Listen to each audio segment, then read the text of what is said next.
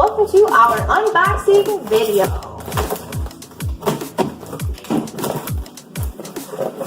It looks like a Strange Times party. We have our invitations and envelopes. Simply fill out where and when. Strange Things iron-on patch.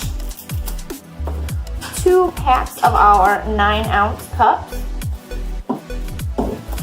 20 of our Friends Don't Lie lunch napkins.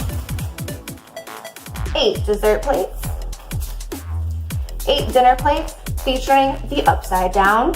And at the top, the kids going through the woods with their little flashlights. Pretty awesome. Our Strange Times drink labels. These are easily assembled. Just wrap them around any basic 2-liter bottle. Simply secure with a piece of tape. One of them says Strange Soda. And the other says 11 Elixir.